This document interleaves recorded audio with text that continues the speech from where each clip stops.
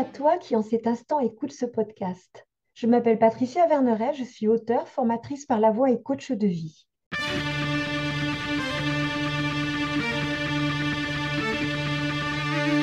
De par les cours que je donne, je suis en lien avec des jeunes gens entre 18 et 25 ans. Il m'a semblé intéressant d'écouter les questions qu'ils se posent et de leur apporter, sans aucune vérité absolue, des angles de vue différents, pour leur donner des clés qui les aideront peut-être à écouter la vie en eux qui saura les guider à cheminer sur leur propre chemin. Du coup, je pense que j'ai compris qu'il y avait un équilibre à trouver entre le cœur et l'esprit, enfin le cerveau, on va dire. Mais du coup, on peut être trop dans le mental, mais j'arrive pas trop à voir comment on peut être trop dans les émotions ou trop dans le corps. Enfin, En fait, on est dans les extrêmes. Le trop, c'est les extrêmes. Tu vois, par exemple, émotionnellement, quelqu'un qui est dispersé émotionnellement, ce qui part dans tous les sens, c'est infernal à vivre. C'est fatigant pour la personne et c'est fatigant pour les autres. Parce qu'en fait, il y a jamais les faits. C'est-à-dire que la personne, elle est toujours je m'imagine que son émotion guide toute sa vie.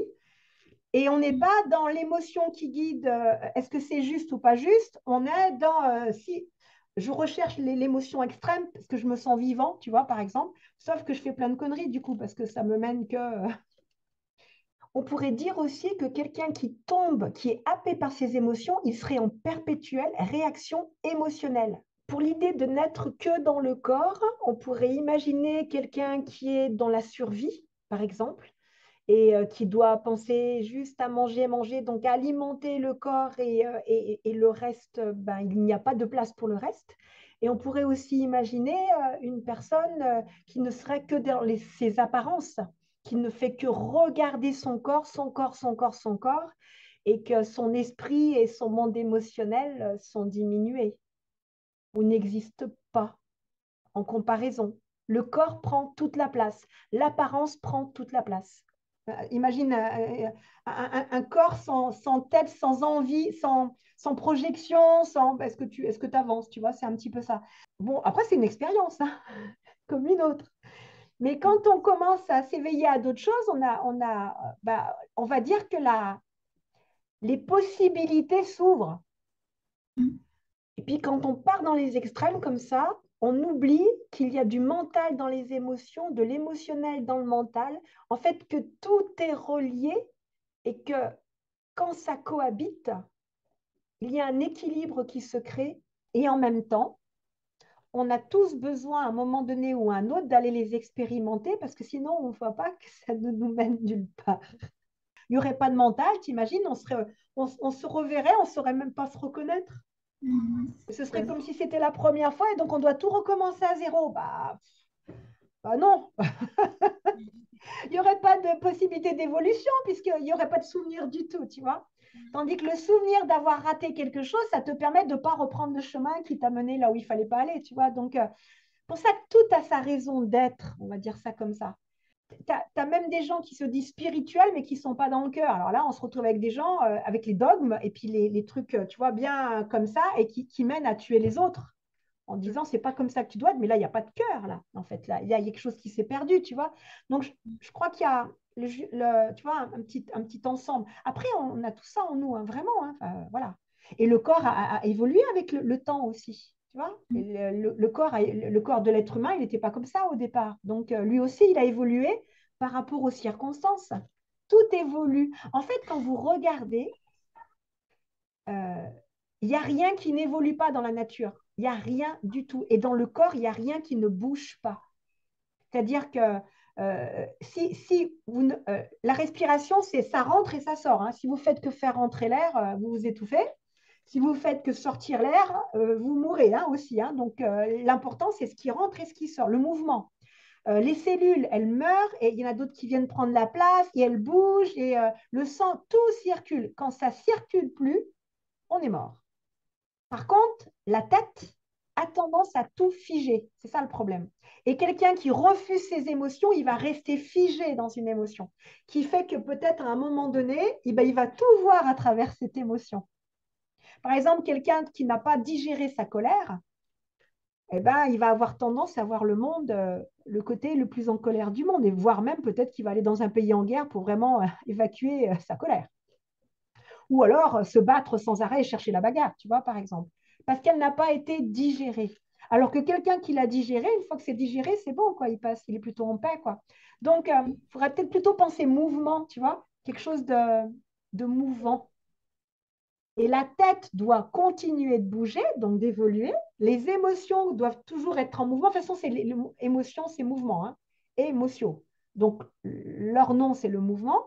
Le corps, eh ben, il grandit et il vieillit, il est en mouvement, hein. Enfin, voilà, on ne peut pas dire. Et puis, ce qui nous permet de nous déplacer, quand tu regardes, tu marches, tu poses un pied l'un après l'autre, tu te déséquilibres, tu te rééquilibres, tu te déséquilibres, tu te rééquilibres, tu vois. Donc, tout fait ça. Et nous, intérieurement, on ne voudrait pas. Et on voudrait que la société, que rien ne bouge. Enfin, vous voyez, c'est pas possible. Donc, les extrêmes, tu vois, ça mène à des impasses la plupart du temps. Mais après, c'est une expérience comme une autre, hein, vraiment. Hein. Il n'y a pas de, y a pas de bien ou mal. C'est juste que, voilà, ça mène que tu as... Il faut imaginer comme si on avait un paysage, mais tellement magnifique, et on n'en perçoit que les 5% du paysage. J'avais une jeune fille qui m'avait suivie en stage et à un moment donné, elle m'a posé une question, on était en train de marcher et elle me disait, mais pourquoi les gens, pourquoi? Enfin, il y avait un pourquoi et je lui ai montré un arbre et je lui ai dit, tu vois, il y a des personnes, ils ne voient même pas l'arbre. Ils passent à côté, ils ne le voient pas. Et puis, il y a des personnes qui voient un arbre comme un objet inanimé. Et puis, il y a des personnes, par exemple, les artistes qui vont voir des couleurs, mais absolument incroyables, que la personne qui ne voit pas les couleurs de la même façon ne va pas voir. Hein. Elle va juste voir du gris ou du marron et du vert, basta. Et la personne qui, elle, voit plein de choses, elle va voir plein de nuances de vert, plein de nuances de gris, plein de nuances de... un tas. Et puis, tu as des personnes qui vont sentir l'énergie de l'arbre. Puis, il y a des personnes qui vont voir l'énergie de l'arbre. Alors imagine quelqu'un qui ne voit que l'énergie, et ben la partie matérielle, il ne sait même pas de quoi tu peux lui parler, alors je ne sais pas de quoi tu me parles. Et donc lui, il va manquer de concret, tu vois, il va manquer de matérialité, pas de matérialisme, mais de matérialité. La personne qui ne voit pas l'arbre, ben... et puis, mais n'empêche qu'il y a plusieurs visions de ce même arbre, vous voyez ce que je veux dire? Et des fois, on se parle et on ne voit pas la même chose. C'est même pas des fois, c'est tout le temps. Et le truc, c'est qu'on pense que l'autre, il voit comme nous. Bah non. Donc on dit, mais tu comprends pas? Bah non, parce qu'en fait, là, je n'ai pas du tout la même vision. Dans l'idéal, à un moment donné, c'est que tout le monde arrive à voir toutes les couches, parce qu'elles ont toutes quelque chose à dire et qu'elles sont toutes une... L'arbre, c'est tout ça à la fois. Enfin, vous voyez ce que je veux dire? Bah, ça, tu peux le mettre en application sur nos corps. C'est pareil. On a le corps matériel, tu vois, les gens, les os, les machins, il y a des gens, ils ne voient pas plus que ça, quoi, tu vois. Et puis, il y a des gens qui voient les auras, et puis, il y a des gens, ils sentent la personne. Et enfin, après, on a vraiment tout ça, mais on peut être plus ou moins coupé de cette relation-là. C'est-à-dire, si c'est quelque chose que vous n'avez pas appris ou développé ou expérimenté, pour vous, ça n'existe pas. Par contre, le jour où, par exemple, vous expérimentez, je ne sais pas, à quel point les émotions peuvent être vos alliés, je peux vous dire qu'après, vous n'aurez qu'une envie, c'est d'être bien copine avec, avec vos émotions plutôt que de les rejeter et de dire non, je n'ai pas le droit de ressentir ça. Vous allez vite comprendre à quel point elles vous apporteront quelque chose, tu vois. Quelqu'un qui ne voit que le corps, ben, on va dire qu'il voit le monde en noir et blanc, on va dire ça comme ça. Et puis quelqu'un qui voit jusqu'aux auras, et ben, il voit toutes les couleurs de l'arc-en-ciel et voire plus, parce qu'il y en a certainement d'autres. Ce podcast se termine. J'espère qu'il t'aura mis en mouvement pour te rapprocher un peu plus de ton être profond. N'oublie pas, toi seul sais ce qui est juste pour toi-même. Merci pour ton écoute.